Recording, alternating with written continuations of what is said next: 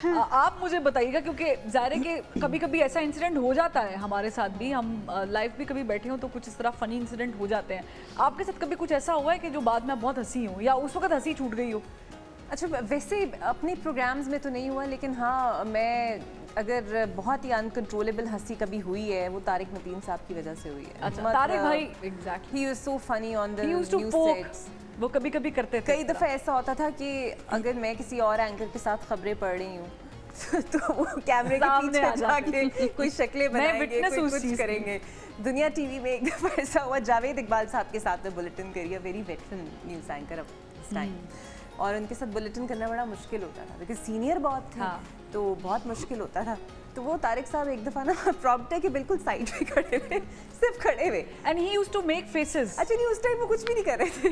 तो जावेद साहब का फब्बल हो गया, तो ऊपर से पैनल ने कहा क्या हुआ है, वो तारिक खड़ा हुआ था। सब कहते हैं एग्जैक्टली, आई कैन टेल। और मैं इसकी विटनेस हूँ, हम एक चैनल में थे और बुलेटिन चल रहा था और तारिक भाई actually he was making faces और आप खबरें पढ़ रही थी और it was so hard for me to control my like, मैं बहुत मुश्किल से वो था, लेकिन आपके हैट्स ऑफ टू यू, आप हंसी नहीं, बस because maybe you were used to it. लेकिन वो उस टाइम बेचारे कुछ भी नहीं कर रहे थे, तो वो कहते हैं ये तारिक डिस्टर्ब कर रहा था। तो उस टाइम हंसी कंट्रोल करना फिर मुश्किल हो जाता है, मुश्किल हो जाता है। तो कभी अच्छा ऐसा भी होता है कि समटाइम्स लाइव में मेरे साथ हुआ एक दफ़ा, मुझे याद है मेरा पहला बुलेटिन था और मैं स्लीप डिप्राइव्ड थी क्योंकि मैं पूरी रात एक्साइटमेंट में सोई नहीं थी। मेरा पहला ज़िंदगी का बुलेटिन था और वो हुआ कुछ यूँ कि ख़बर थी कि बागबानी के शौकीन अफराद ने, दुनिया न्यूज़ की बात है, मौसम की तब्दीली के साथ नर्सरियों का रुख कर लिया और मुझे नींद में पता नहीं क्या हुआ कि मैंने उसे बजाय ये पढ़ने के मैंने पढ़ दिया कि मौसम की तब्दीली के साथ नाज़रीन बागियों ने नर्सों का रुख कर लिया। And I still remember that line कि वो लाइव कट हुई थी और वो पूरा पीसीआर जो है वो पैकेज पे जाने के बाद शदीद जो है वो हंसी पे आ गया था। अब नाज़रीन, हम गुफ्तगू कर रहे थे कि ज़िंदगी में कोई ऐसे हसीन जो वाक़यात जो गुजर गए हैं, उस वक्त तो शायद आपको गुस्सा भी, जैसे मैंने अपना एक वाक़या बताया कि मैं रोई भी थी इस पे कि मैंने ये क्या बोला, लेकिन बाद में आज तक हंसी आती है। तो आपके साथ भी ज़िंदगी में कभी कुछ ऐसा हुआ कि कोई फ़ैन आ गया हो? और फ़ैन की बात तो नहीं, मैं आपको एक निजी टीवी की बात बताऊंगा कि हम लोग ईद शो रिकॉर्ड करे थे। मैं था, नासिर अदीब साहब थे और नासिर चन्यूटी साहब और इफ्तिखार ठाकुर साहब, हम लोग बैठे हुए हैं और आपकी तरह एक होस्ट जो है उस चीज़ को हम लोगों को बड़ा शुगर लगा रहे हैं, हम लोग बड़ा हंसी मजाक जुगतबाजी और गाने भी हम लोगों ने परफॉर्म कर लिए। वो 3 घंटे में वो प्रोग्राम हमें लगा कि रिकॉर्ड हो गया, अच्छा, लेकिन वो रिकॉर्ड नहीं हुआ। Oh my God. वो जो कैमरा मैन था माशाल्लाह, वो रेड बटन ही दबाना भूल गया था कि रिकॉर्ड।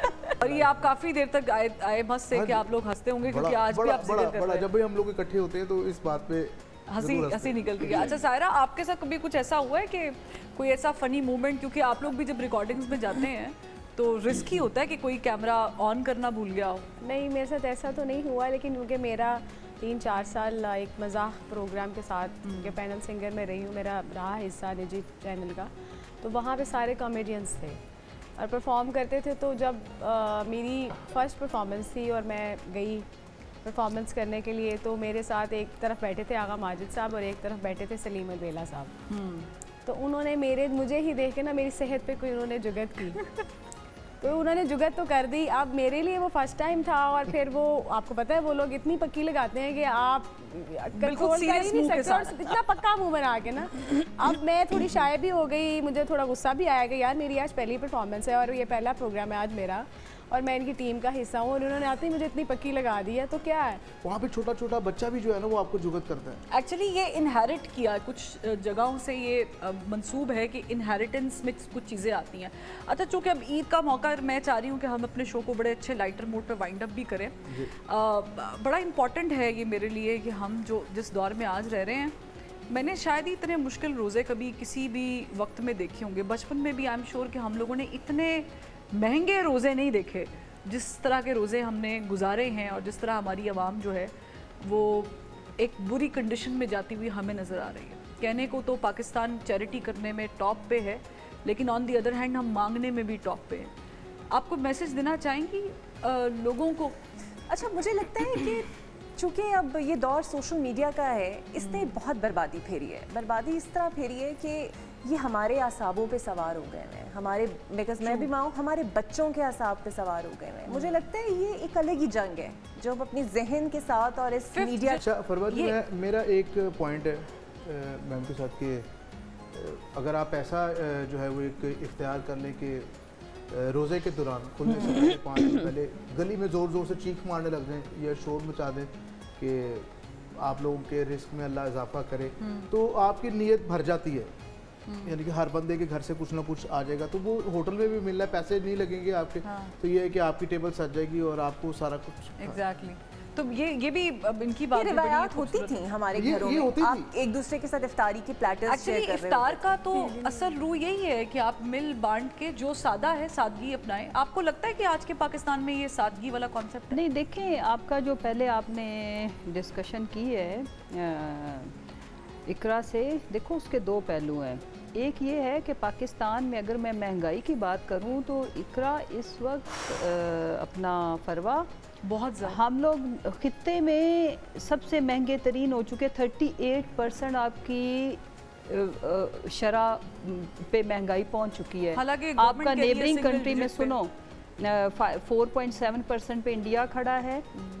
अंदाज़ा करो, हम साथ हैं, बॉर्डर सिर्फ बीच में एक बाउंड्री है।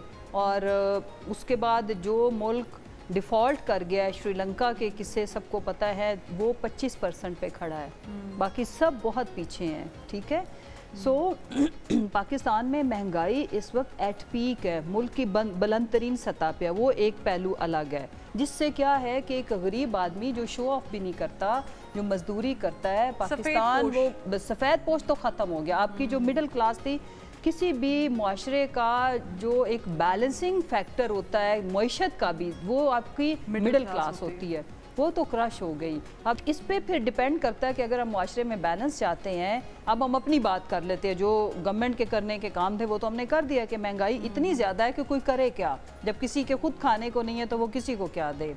दूसरी बात ये कि एज ए सोसाइटी हमें क्या करना चाहिए, हमें आज से ही अपने बच्चों की तरबियत इस तरह की करनी चाहिए कि जो हैव्स हैं वो हैव नॉट का सोचें, जो ब्लेस्ड हैं वो लेस ब्लेस्ड का सोचें।